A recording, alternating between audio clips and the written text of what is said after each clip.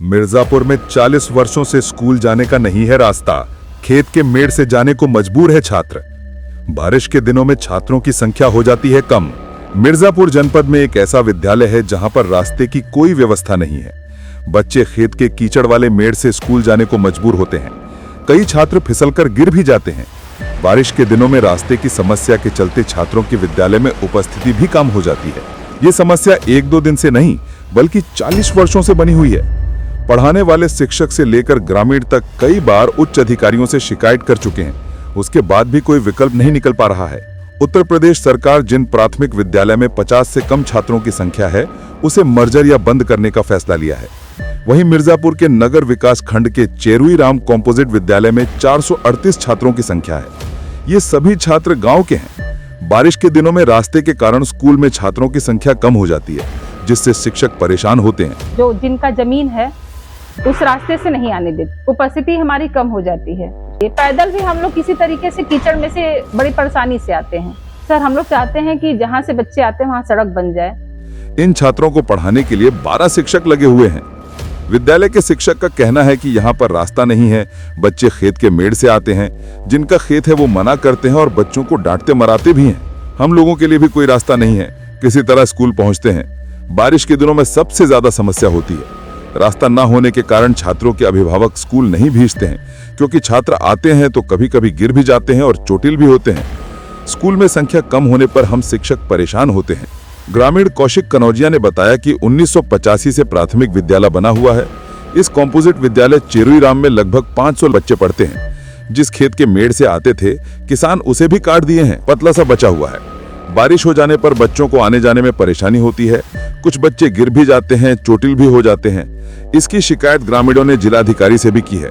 आज तक कोई अधिकारी ध्यान नहीं दे रहे हैं। बच्चे मजबूर होकर आते जाते हैं। ये विद्यालय प्राथमिक विद्यालय चेरुई राम कंपोजिट भी है। यहाँ लगभग 600 बच्चे पढ़ते हैं और आए दिन बारिश के समय बच्चे लोग के लिए आने की जाने के लिए देखिए ये एक रोड है जो पगडंडी 1985 में स्कूल बना था तो पगडंडी था, लेकिन उसको भी लोगों ने काट के एकदम मतलब खेत बना दिया है।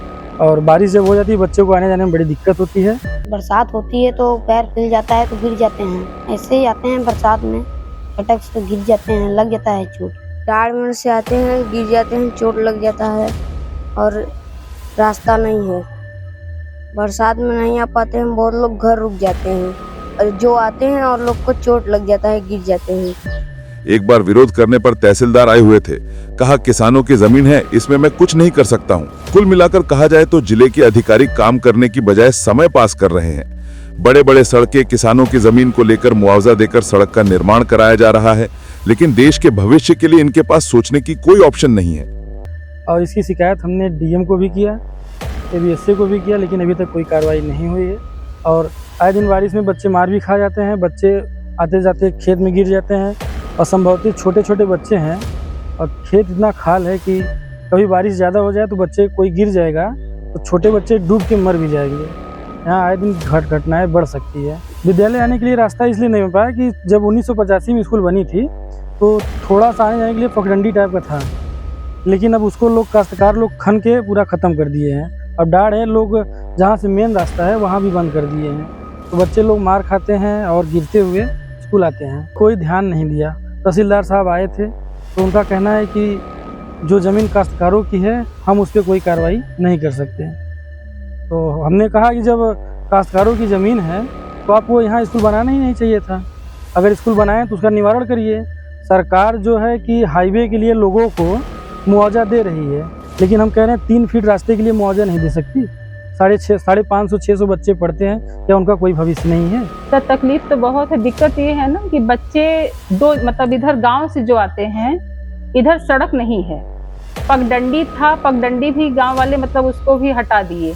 उधर खेत है तो उधर से बच्चे जब आते हैं बारिश के समय में और सूखे समय भी आते हैं तो भी डांट खाते हैं। मतलब गाँव वाले डांटते हैं, कहते हैं इधर जमीन नहीं है, सड़क नहीं है, मत जाए। और जब बारिश होती है तब बच्चे उसी कीचड़ में अगर गिर मतलब गांव वाले ढकेल भी देते हैं और कुछ बच्चे मार भी खा जाते हैं उस चक्कर में।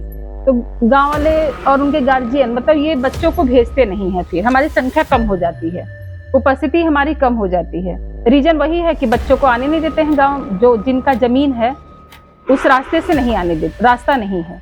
बच्चे सर वही आते हैं, गांव के जो जमीन है उसमें, अब यही तो बताते हैं जहां तक हमें पता है कि गांव का जो जमीन है उसी में से आते हैं। सर हम लोग चाहते हैं कि जहां से बच्चे आते हैं वहां सड़क बन जाए, सरकार सड़क बनवा दे, कम से कम बहुत ज्यादा नहीं कि पगडंडी थोड़ी सी रहे, 3 फीट भी रहे तो भी तो बच्चे पैदल तो आ ही जाएंगे गांव के रास्ते में से। अपने विभाग में आए हैं, हमारे बीएससी सर भी आए हैं, देखे हैं, लेकिन वही है कारण, यही दिक्कत यही आ रही है। सर का भी कहना है, सही है कि जमीन जब नहीं है तो हम कहाँ से, मतलब नहीं, रास्ता नहीं है सर। हम लोग के भी आने जाने का, बच्चे तो मान लीजिए गाँव से आ रहे हैं, हम लोग जिधर से आते हैं वो भी रास्ता मतलब कच्चा ही है, हम लोग को भी गाड़ी यहाँ तक नहीं आ सकती है, पैदल भी हम लोग किसी तरीके से कीचड़ में से बड़ी परेशानी से आते हैं अगर बारिश रहता है तब।